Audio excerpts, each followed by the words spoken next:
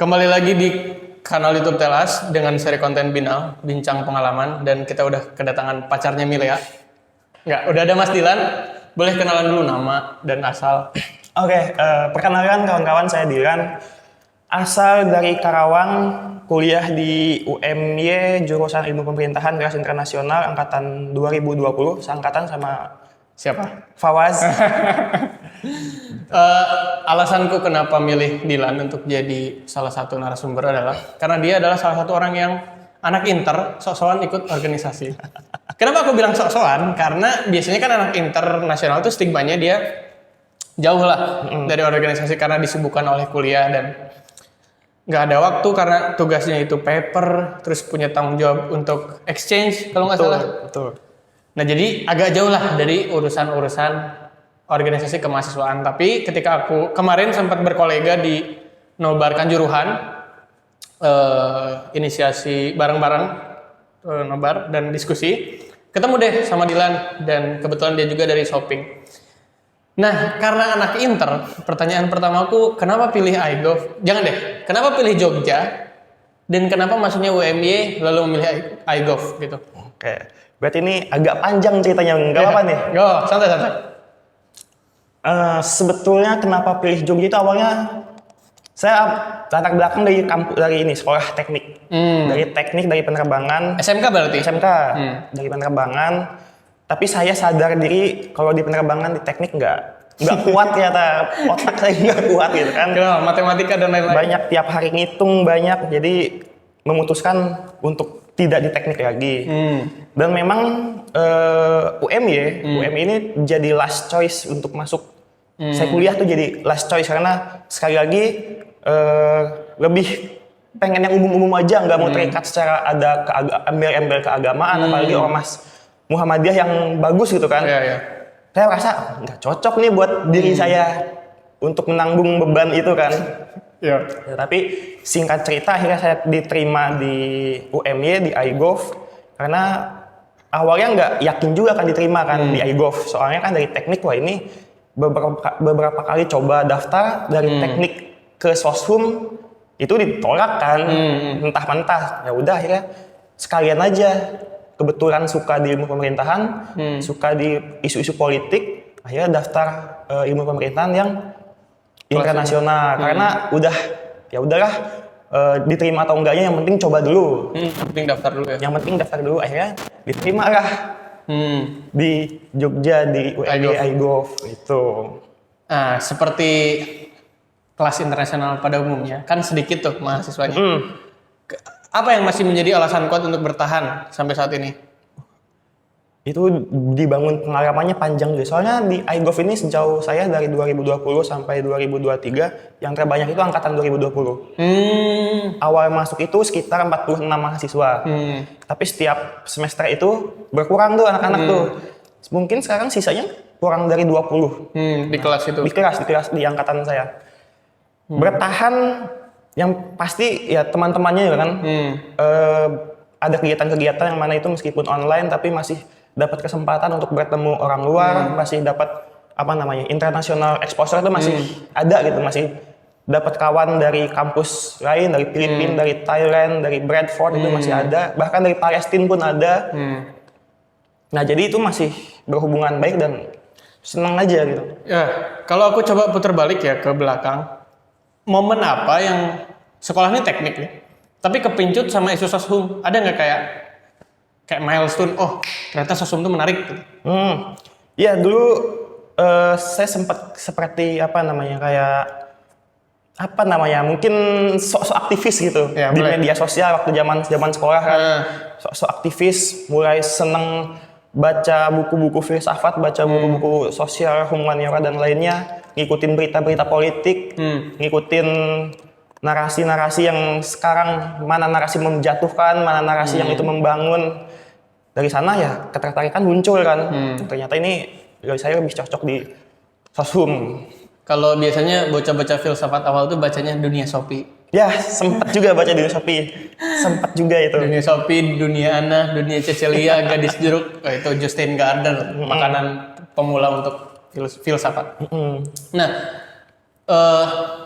Kalau aku pernah cerita ya sama teman-teman anak inter lain, karena dengan kesibukan kelas itu menjadi penghambat mereka untuk ikut organisasi. Nah, kira-kira di momen apa kau sendiri mikir bahwa meskipun aku nih di kelas internasional dengan segala kesibukan yang aku punya, kayaknya harus ada giat lain deh gitu, dalam organisasi kemahasiswaan lain. Nah, itu gimana tuh kenapa sih bisa kepincut? Misal ikut di Komap juga kan? Ya, ikut sebagai anggota. Nah, sebelumnya pernah jadi ketua juga.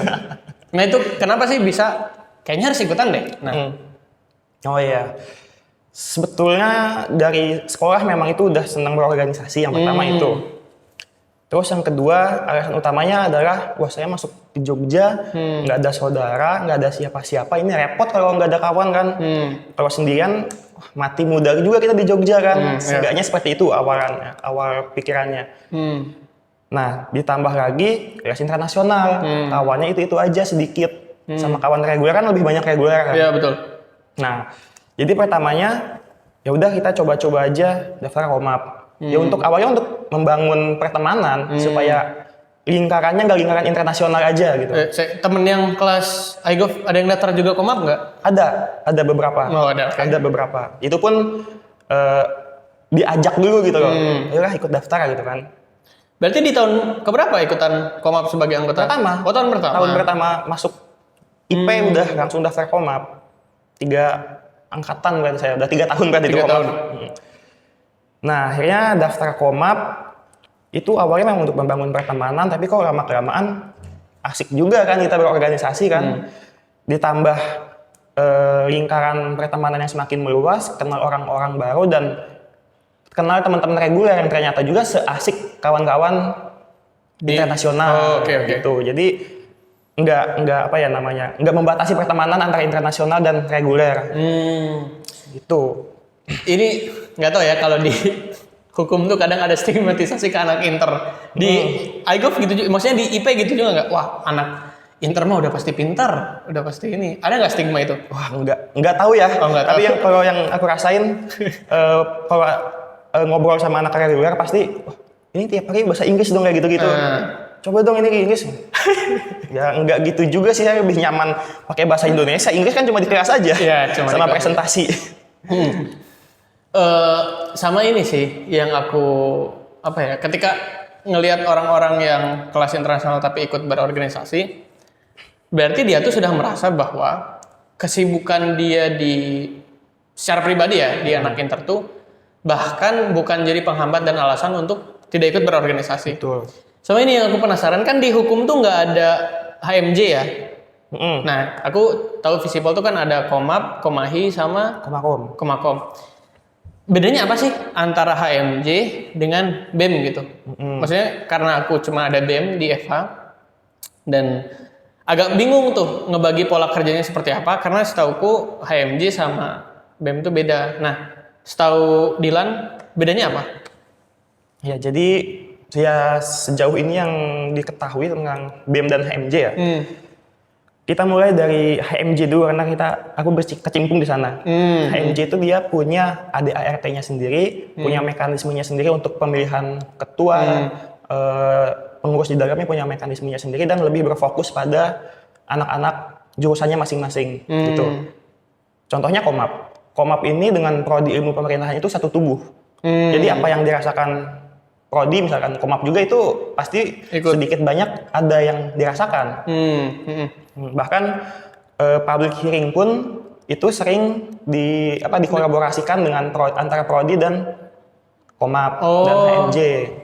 Jadi peran advokasi pun bisa dilakukan oleh himpunan? Bisa dilakukan oleh himpunan. Di Komap sendiri ada divisinya sendiri, divisi pengkajian dan advokasi.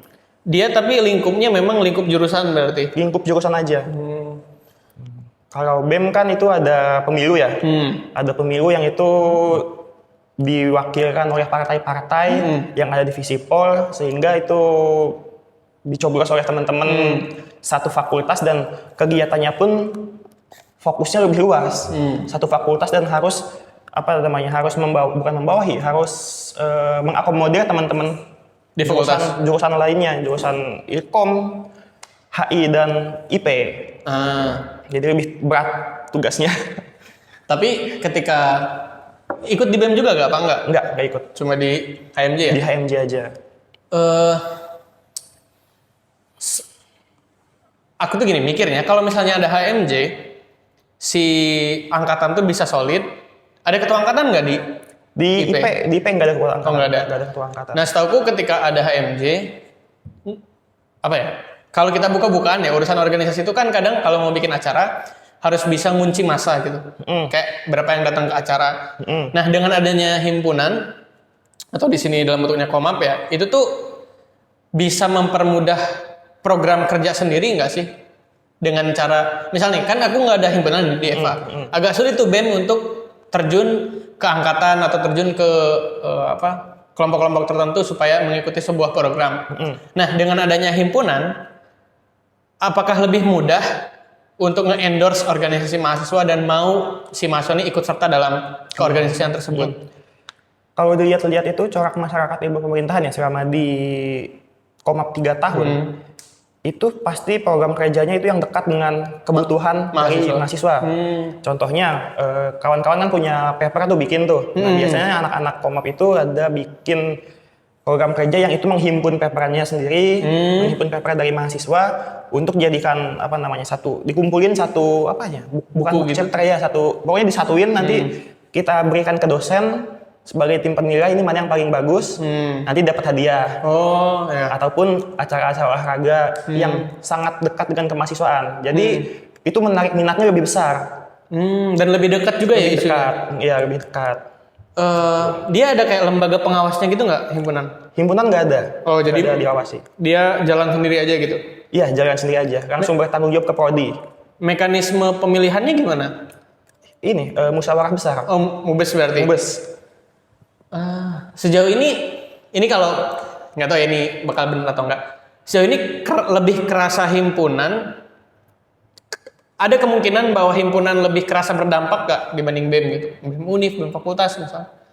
Karena mungkin dia lebih domestik isunya dan ya lebih kerasa gitu sama mahasiswa. Gitu nggak perasaannya? Kalau merasakan acara-acara BEM itu pasti ada berdampak atau enggaknya kan tergantung minat tuh. Buat saya pribadi deh, akan berdampak pada saat BEM itu membahas isu-isu yang lebih populis di kampus atau di Jogja khususnya. Itu akan, ini ternyata ada yang terjadi di kampus seperti ini dan membedahnya secara dari sudut pandang mahasiswa gitu. Itu buat saya pribadi berdampak. Tapi buat kawan-kawan yang kurang senang di sana mungkin kurang berdampak. Oh iya. Tapi pada saat BEM mengadakan POM untuk kawan-kawan yang senang olahraga, senang turnamen, senang main game, itu pasti berdampak juga. Nah, jadi keberdampakan itu gimana pintar-pintar pengurus organisasi untuk menarik massa gitu loh. Relatif ya berarti. Relatif gitu loh. Seru sih karena dulu ya, ini aku tidak mendiskreditkan hukum ya, tapi ketika lulus dari SMA masuk kampus, aku tuh seru karena dulu di pondok, kan di pondok kan nggak bisa tiap hari keluar lah. Jadi ketika anak-anak lomba futsal, nah baru tuh bisa ikut supporteran, ikut apa. Jadi animo itu yang aku harapkan ada di kampus. Ya. Jadi animo supporteran, animo ngedukung tim, ngedukung fakultas. Tapi ternyata ketika di hukum itu cuma satu prodi dan sepertinya tidak ada animo tersebut kayak ternyata kok kayak gini gitu. Tapi ketika ngeliat fakultas lain kok rame gitu. Nah, awalnya dari sana salah satu alasanku maju ya di BEM gitu. Kayaknya butuh deh buat ngoordinasiin supporter gitu. Nah, terlepas dari isu tersebut, aku pengen lompat ke selera musik. Boleh. Karena beberapa kali aku lihat story-nya Dilan pakai soundtrack-nya Festivalis. Dari kapan dengerin Festivalis? Ini ngomongin Festivalis sebetulnya awalnya nggak tahu memang soal Festivalis dan lain sebagainya. Cuma waktu itu ada seseorang yang memang ngasih lagu, coba nih dengerin ini satu gitu kan. Wah, asik juga kan. Lagu apa tuh? Ingat nggak? Aduh, lagu Apa Orang-orang di Kerumunan, Tanah Indah. Nah, itu. Tanah Indah. Tanah Indah itu. Awalnya itu dikasih 1-2 lagu. Dikasih gitu aja, dengerin. Terus dari makin kesini, ternyata kawan-kawan yang udah duluan di sini, main sama teman-teman organisasi, ternyata dengerin juga mereka. Jadi merasa ada temennya gitu, yang tadinya cuma sendiri menikmati itu. Ya, jadi bareng gitu ya. Jadi ada temennya juga gitu. Jadi ya, terlepas ada peran seseorang di sana gitu. Apa yang bagus dari Festivalis dan kenapa masih didengerin? Wah, kalau bagus saya senangnya dia sangat-sangat populis gitu. Dan bisa melihat keadaan sosial, analisis sosialnya menjadi sebuah karya. Bahkan kawan itu dia meneliti lagu Festivalis. Oh iya. Saking Dia meneliti tuh. Iya, dia kan anak Ilkom. Jadi dia merasa di lagu Festivalis itu sangat menggambarkan keadaan sosial sehingga bisa dia ditumpahkan menjadi sebuah karya, dan itu penyebaran pesannya lewat sana, langkah-langkah penyadaran dari Festivalis tuh lewat sana dengan caranya dia gitu loh. Gitu. Apa yang lagu yang paling sering diputar ketika situasi mood tertentu dari Festivalis? Orang-orang di kerumunan tentunya.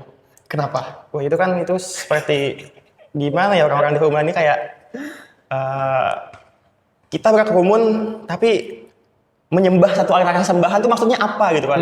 Jangan, apakah itu agama, apakah itu penokohan, tapi kita nggak tahu. Kita nih di kerumunan ini sebagai apa? Apakah hanya sebagai pengikut atau kita sebagai pelopor? Atau mesin? Itu kan kayak menggambarkan banyak bahwa orang-orang ini bekerja tapi kok dampaknya tuh sedikit gitu. Kayak gitu. Terus apa lagi ya? Gas. Nah, itu gas tuh buat orang-orang yang patah semangat sih itu. Apalagi yang berjalan tak seperti rencana adalah jalan yang sudah biasa. Nah, itu jadi semangat juga itu.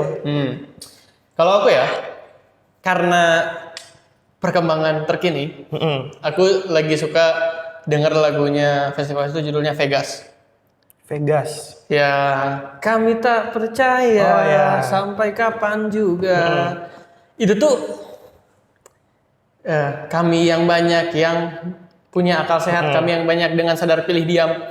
Itu aku tahu maknanya. Si Farid itu kan dia penghayat pohon kan pada saat itu. Jadi dengan adanya lirik Vegas, dia tuh ngasih tahu bahwa sekelumit permasalahan nasional ataupun regional yang mengatasnamakan agama itu ternyata hanya panas sama orang-orang yang emang fanatik doang gitu. Jadi orang yang berada di luar itu kayak penghayat kepercayaan yang ya katakanlah kalau di buku PKN tuh animisme dinamisme. Itu dia lebih tenang justru gitu.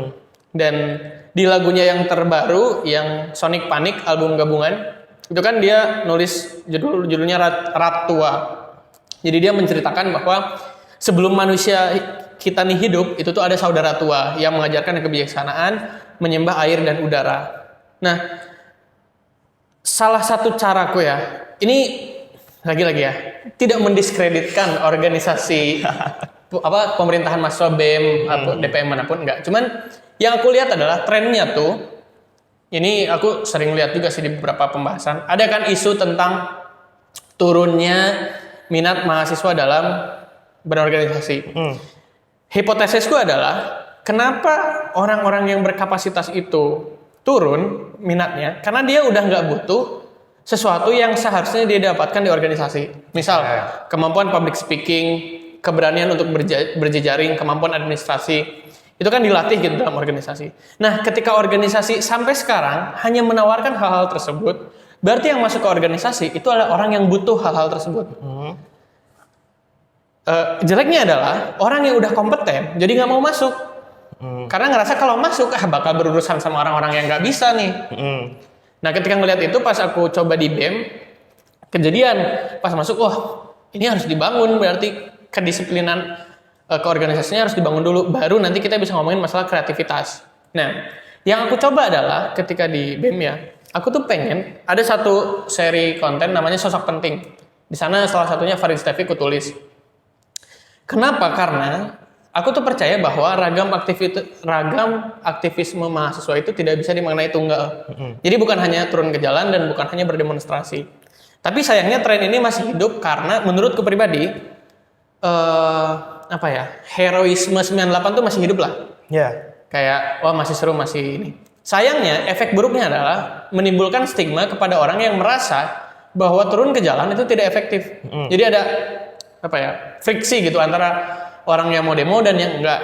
Nah, sayangnya friksi tersebut, orang yang enggak demo tuh bukan berarti enggak punya hal yang mau diprotes, dan yang demo pun bukan berarti dia tuh ikut-ikutan doang.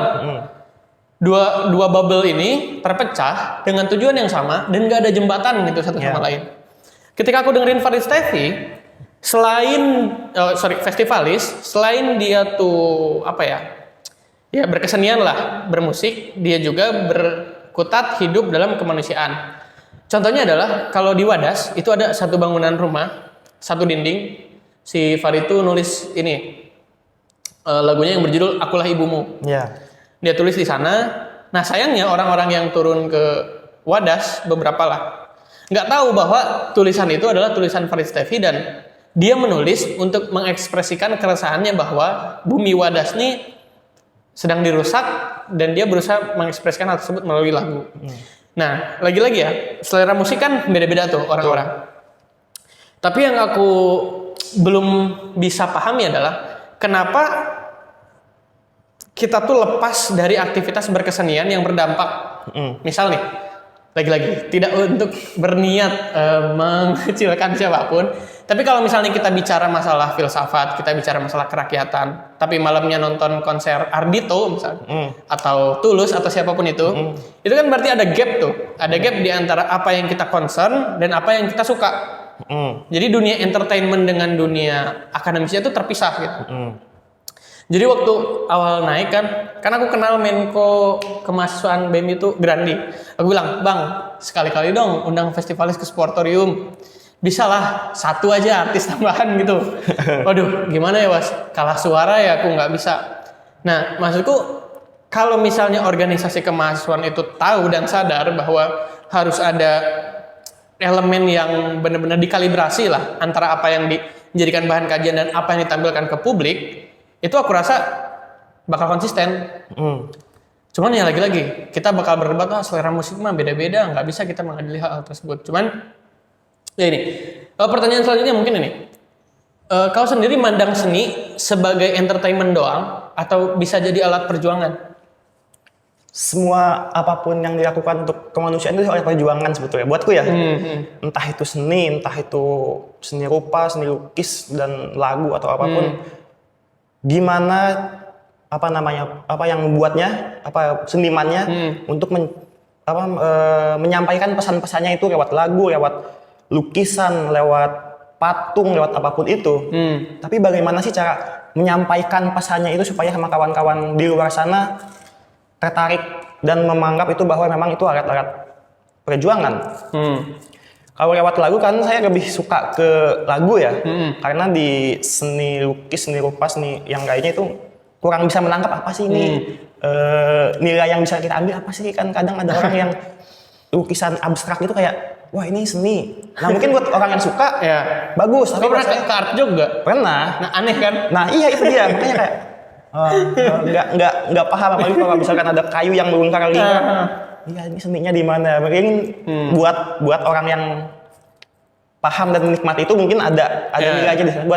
Buatku di sana aku belum menemukan nilainya di sana.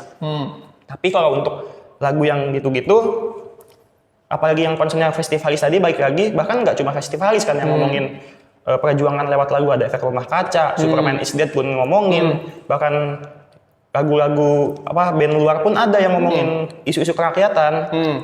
Nah gitu, jadi itu jadi satu alat perjuangan juga. Jadi harus dinamis gitu, perjuangan itu harus dinamis, nggak harus turun ke jalan, nggak harus demonstrasi. Itu itu diperlukan memang, tapi nggak melulu.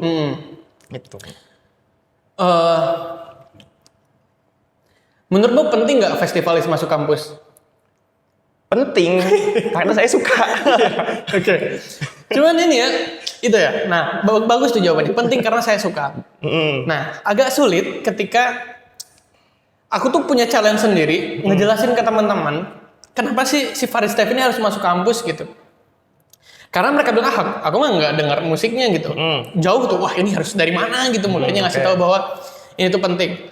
Cuman aku tuh gini, percaya bahwa kalau misalnya orang-orang yang memegang kekuasaan pemerintahan mahasiswa punya concern bahwa apa yang mereka lakukan itu apa ya, secara politik mereka punya kewenangan untuk mengadakan sesuatu, aku rasa ya harus dimulai. Ya. Kayak ya minimal-minimalnya Farid Steffi diundang lah buat ngisi talk show atau apa. Sedangkan kan kita sekarang ya nggak bisa dipungkiri gitu, BEM ataupun organisasi kemahasiswaan lainnya dilabeli sebagai event organizer gitu. Ya. Nah, aku sendiri bukan seseorang yang nganggap bahwa ini tuh negatif gitu. Ketika BEM dianggap sebagai itu enggak. Justru kenapa? Karena ya nggak semua mahasiswa bisa jadi IO, itu satu.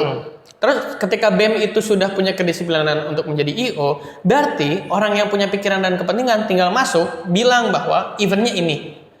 Kalau misalnya kita punya stigmatisasi BEM itu hanya sebagai IO, bukankah Jogja Book Festival tuh event juga gitu. Terus konsernya Jason Ryan itu event juga, iya gitu. Kita butuh kedisiplinan itu, tapi format program dan kemasannya harus ditentukan oleh orang yang punya kepentingan dan sadar gitu bahwa ini harus dikenalin. Itu sih. Tapi tidak tercapai di periode saya. Belum tercapai. Ya, belum tercapai. Ya belum. Tetap mau aku usahakan. Karena aku kan ngikutin Farid Steffi ya. Waktu acara Farid Steffi sama Bincang Manusia ikut gak yang di Deratan? Enggak. Di sana kalau ikut, pertama kalinya aku ngeliat Farid Steffi walk out.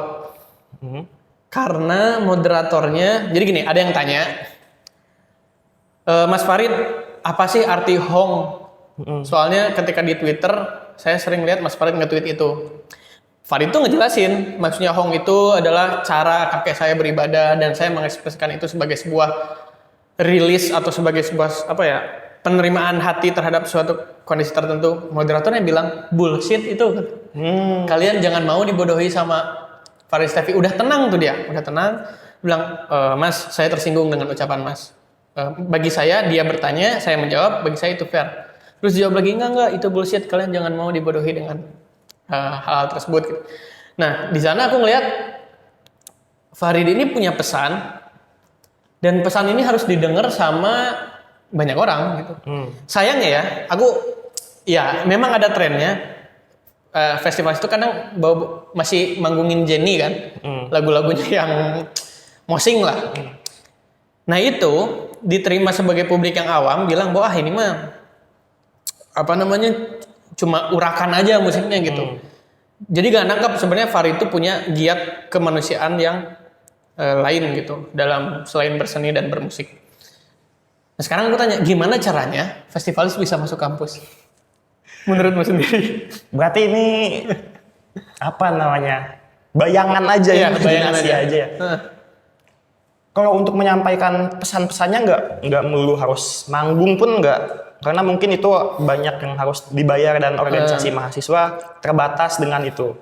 Ya kalau misalkan rektorat atau dekanat pengen mendukung dan mahasiswa bisa bisa menyadarkan mereka bahwa ini penting gitu kan, dan mereka ikut gagasan kita, mungkin itu bisa aja.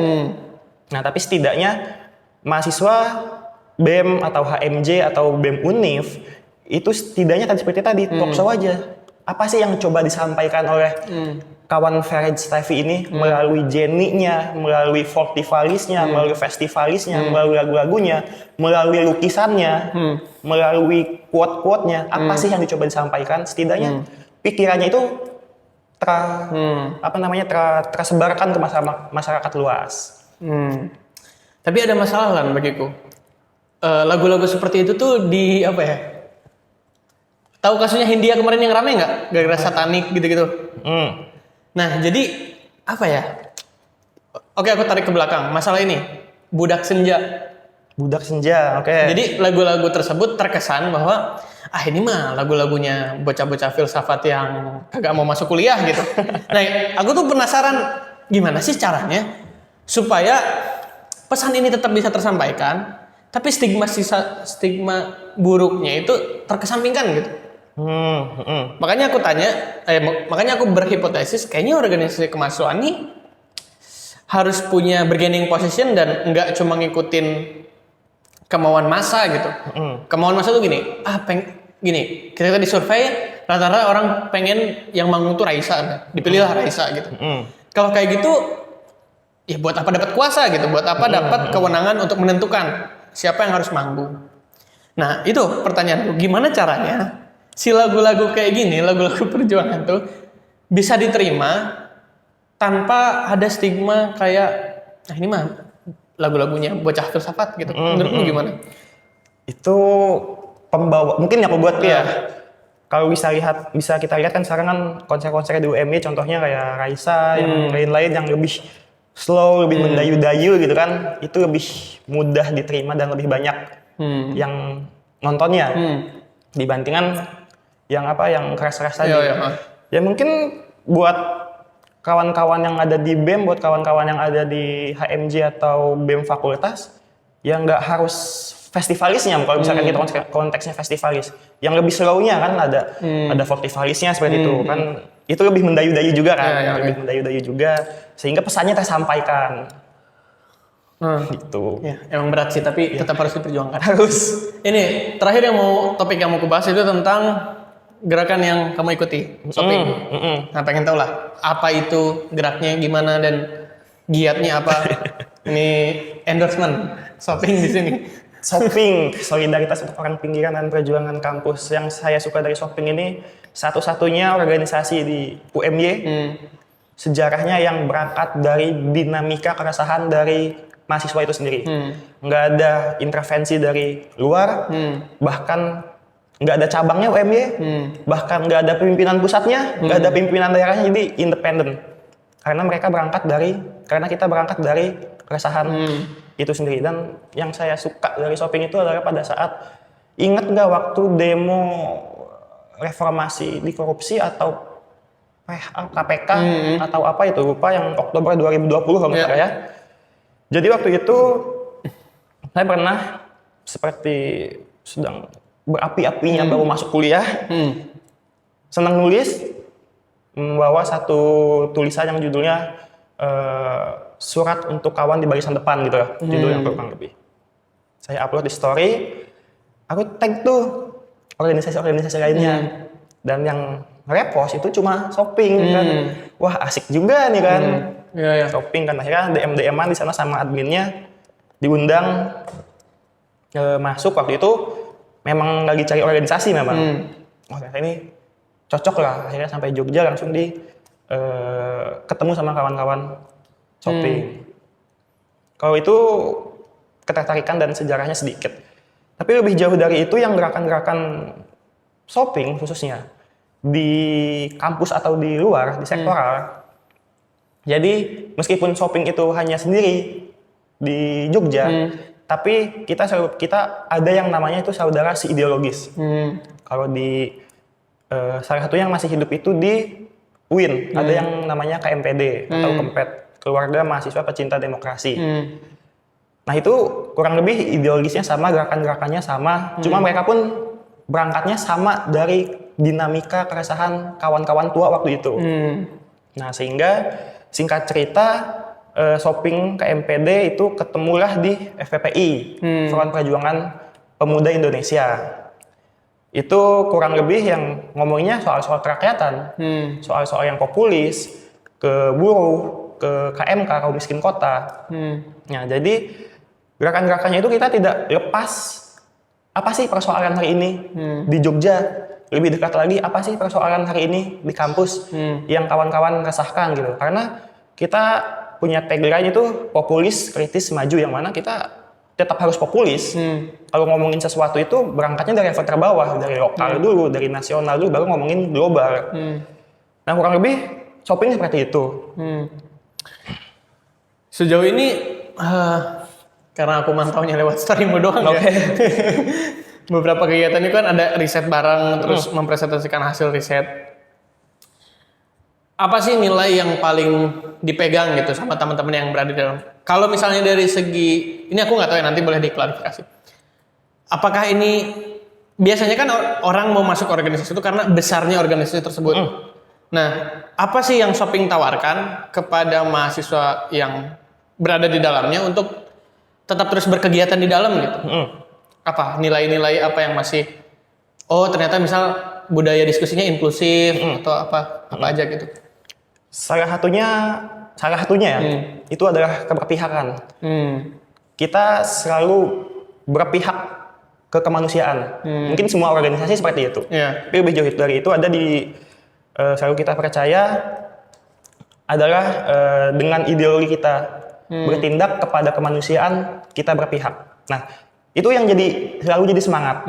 Kalau apa yang Shopee tawarkan sejauh ini, kawan-kawan senior di Shopee, kita sebutnya nggak senior sih, kawan-kawan tua, orang-orang tua, itu nggak pernah nawarin nanti kamu jadi kader Shopee dapat ini gitu kan, nanti jadi staf ahli, jadi apa kan, nggak pernah. Kawan-kawan Shopee nggak pernah seperti itu sedikit pun, meskipun banyak juga kawan-kawan yang di luar sana mungkin sudah punya stabilitas ekonominya dapat dari sana gitu.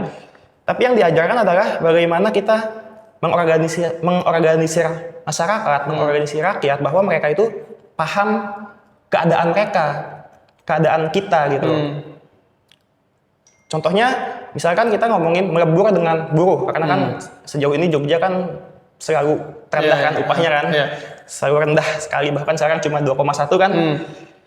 Itu ada juga yang kawan-kawan buruh nggak boleh disebut buruh. Ada ya, saya karyawan swasta, saya pekerja, saya mitra, saya pegawai bank. Anda nggak punya alat produksi, tetap aja buruh gitu kan. Nah, jadi gimana caranya pesan-pesan penyadaran di sana bahwa kalian itu ada ketertindasan di sana, ada ketertindasan di sana, dan bagaimana mengubah itu setidaknya untuk menyampaikan apa yang kita rasakan, karena untuk melawan itu nggak bisa sendiri, harus banyakan, harus berorganisasi. Dan salah satu tagline Shopee juga adalah berkawan dan melawan. Gimana caranya kita berkawan untuk melawan? Gitu. Aku lupa yang nulis itu siapa. Pokoknya aku pernah baca tulisan tentang gerakan mahasiswa itu hanya 1% dari gerakan rakyat. Nah terus aku coba bacakan, oh berarti eksklusivitas mahasiswa dalam bergerak itu masih menjadi pembatas. Atau gini deh, kasarnya ya, kalau demo tuh kan ganggu jalan. Terus kenapa masih ada warga yang mengesalkan itu, kayak misal ngapain sih demo terus malah mengganggu kami dalam beraktivitas. Sebenarnya cara yang tepat menurut Mas Indra ya, nggak apa-apa salah benar nanti cara yang tepat untuk kita menyatakan keberpihakan, tapi benar nggak sih keberpihakan itu kita pegang atas dasar keberpihakan, bukan atas dasar populisme dan karena ramenya itu kita ikut gitu. Gimana cara supaya keberpihakan itu bisa tertanam dan secara dinamis itu tetap berjalan? Gimana tuh? Ya, itu tadi menarik di bagian ternyata 1% gerakan mahasiswa itu hanya 1% dari gerakan rakyat. Ya, kadang kita juga masih terjebak di student movement dan student protest. Nah, gitu kan. Kita mungkin ya hari ini itu yang namanya turun ke jalan, yang namanya aksi-aksi itu hanya student movement. Hanya student protest, hanya kita protes aja. Tapi gerakan-gerakan realnya yang berdampak kepada masyarakat itu belum tercapai ke sana. Kaum intelektual hari ini belum bisa ke sana. Nah, terus tadi apa pertanyaannya yang keberpihakan kayak bisa aja kan orang ngomong keberpihakan kami adalah ini, padahal secara daily activities ya dia nggak ada di sana gitu. Gimana sih cara gini deh, kita kan di kampus nih, isunya isu rakyat. Gimana cara kita bisa gagah berani menyatakan bahwa berada di pihak rakyat padahal kebiasaan kita hidup di kampus gitu. Cara yang tepat untuk memiliki keberpihakan dan rasa yang sama dengan rakyat tuh gimana gitu? Nah, kita harus merasakan, kalau di Shopee ya, kita konteksnya Shopee, kita harus merasakan dulu nih apa nih yang dirasakan oleh mereka. Karena dalam pelatihannya contohnya, Shopee ini selalu ada yang namanya turba. Jadi setelah kita pelatihan, setelah dapat ilmu, kita melebur ke pasar, ke kaum miskin kota, ke buruh-buruh, ke petani-petani. Ya kita melepaskan shopping kita, melepaskan mahasiswa kita, melepaskan alma mater kita, ngobrol kita di sana. Setidaknya kita untuk ansos. Apa sih yang dirasakan gitu kan? Apa sih yang kaum miskin kota rasakan? Apa sih yang pedagang di pasar rasakan? Setidaknya kita ngobrol di sana. Ada kedekatan di sana. Tidak karena saya mahasiswa, saya nggak mau turun ke sawah. Saya nggak mau ke pasar. Ya nanti Bung Fawas coba baca, ada salah satu tulisan saya di IG Juang Muda di Shopping. Itu yang judulnya heroisme apa ya namanya? Saya lupa. Mahasiswa itu bukan herois apa gitu. Nah, pokoknya itu secara singkat menjelaskan kok bisa mahasiswa seperti ini. Nanti bisa dibuka aja di IG Juang Muda. Ya, boleh. Nanti ditulis di deskripsi. Itu lah pokoknya. Nah, balik lagi ke tadi. Karena kan hari ini kita isu populisnya di Jogja mengenai buruh lebih lagi ke sana. Kita juga berkumpul sama kawan-kawan buruh, meskipun kita nggak kerja ya, nggak kerja di pabrik atau di manapun itu, tapi kita punya kawan yang bekerja di sana dan kita memahami di serikat buruh seperti apa, di kerja yang formal seperti apa, yang informal seperti apa. Tahu kan dari sana kita, oh ternyata ketertindasannya di sini, kita harus berpihak. Atau di kampus misalkan, kita selalu melihat ini kok sorry itu saya politik kampus kok gini-gini aja, malah nggak ada bedanya sama politik negara.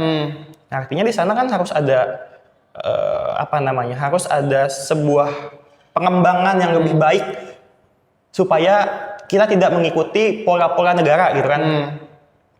Tapi itu harus dibangun dulu kesadarannya seperti apa masa ini. Ternyata politik seperti negara kita selalu menganggapnya ini jelek. Tapi sorry itu saya di kampus pun beberapa fakultas, mungkin di BEM Unif, sorry itu saya aja. Karena aku juga ngikutin IG yang ngomongin politik kampus gitu kan. Oh ternyata gini juga, meskipun tidak terlibat aktif di dalamnya. Nah di sana menurutku itu harus ada yang namanya langkah-langkah penyadaran. Kenapa kita harus berpolitik? Kenapa kita harus mengambil alih kekuasaan? Mengapa kita harus berkuasa? Ya ternyata buat saya pribadi ya, karena saya besar di shopping anggapnya seperti itu. Iya, itu yang harus bisa mengakomodir kawan-kawan di lapisan bawah yang nggak terlibat ke dalam politik kampus misalnya. Dan harus sesuai kebutuhan mereka, yang harus dibangun benar-benar dari keresahan mereka gitu loh, dari keresahan yang paling bawah tuh apa pengennya. Ini aku ada pertanyaan tapi agak sensitif. Gak apa-apa. Semoga bisa dijawab ya. Seberapa penting kita harus berpihak sama rakyat sebagai seorang mahasiswa? Seberapa penting? Harus sangat-sangat penting. Kenapa? Sangat-sangat penting karena keberpihakan ini kan, oke, kita pinjem apa yang Gramsci omongin lah, mengenai intelektual organik. Oke, di dalamnya dalam suatu permasalahan, misalkan satu konflik atau suatu penindasan, itu pasti akan tumbuh yang namanya satu intelektual organik dalam kelompok tersebut, yang mereka atau yang dia percaya atau dia yakin ini ada penindasan di sini. Gak jauh-jauh contohnya di Indonesia itu ada Marasinah lah, mereka dia kan buruh kan. Sampai dia hilang kan, hanya untuk menyebarkan pesan, bukan hanya sih, karena dia menyebarkan pesan-pesan karena ada penindasan di sana. Iya, betul. Itu salah satu intelektual organik di sana. Nah, kita tugas mahasiswa gitu ya, tugas mahasiswa itu harus bisa menjembatani antara yang mereka rasakan dan harusnya gimana sih, idealnya seperti apa sih untuk menyadarkan sehingga ya setidaknya kawan-kawan yang tertindas itu nggak bergantung kepada negara, bisa otonom gitu lah. Oke, misalkan ada hak penghidupannya, titik penghidupannya, seperti orang-orang yang digusur itu kan mereka kan nggak hanya dipindahkan ke relokasi, harus ada dibangun dulu tuh ekonominya, dulu mereka seperti kehidupannya seperti apa, terus mereka digusur tiba-tiba gitu aja. Ya gimana ini cari duitnya, gimana sekolahnya, gimana kesehatannya. Nah, yang kita pertahankan itu yang harus kita berpihak tuh di sana, sehingga mereka bisa otonom, kawan-kawan bisa otonom. Oke. Jadi penting banget. Penting banget. Ya dulu kan dulu para pendiri bangsa kita kan juga kaum intelektual juga yang sekolah tinggi juga gitu. Berarti kalau aku coba tafsirkan ya, makna intelektual organik itu bukan hanya pintar di kelas doang. Bukan. Jadi ketika kita tahu ada ilmu yang kita dapat dan ada sekelompok masyarakat yang harus dibantu dengan apa yang kita punya di kampus, itu fungsi dari mahasiswa itu. Seharusnya seperti itu. Tapi kita juga jangan gagah-gagahan kayak datang kayak dokter, oh Bu ini salah oh Bu ini salah, itu kan kayak dokter. Kayak brokeran KKN gitu ya. Iya itu kan dia. Kayak KKN ini salah ya, enggak gitu. Kita kadang lupa itu. Udah ada pengalaman-pengalaman yang dibangun puluhan, ratusan, bahkan ribuan tahun sehingga kenapa masyarakat ini bisa bertahan hingga sekarang. Kan kalau tiba-tiba kita datang, oh Ibu ini salah. Terus pengalaman yang sudah dibangun ini kemana? Gitu. Oke, mungkin itu aja ya yang akan kita obrolin, yang sudah kita obrolin. Dan Dilan juga sepakat, festival Satu Masuk Kampus. Semoga siapapun yang terpilih jadi gubernur, pres, siapapun itu punya keresahan yang sama lah untuk mengambil kuasa dan memilih untuk seni apa sih yang harus ditampilkan kepada mahasiswa secara umum. Meskipun nggak banyak yang suka juga, tapi dicoba dulu. Itu aja, terima kasih Dilan sudah datang dan mau ditanya-tanya, menyempatkan waktunya. Dan kalau ada yang mau ngontak Dilan bisa di Instagramnya, nanti ku tulis Satria Dilan .b. Jangan tanya milenialnya mana, karena menurut Dilan itu basi sekali. Udah, itu aja, bye-bye.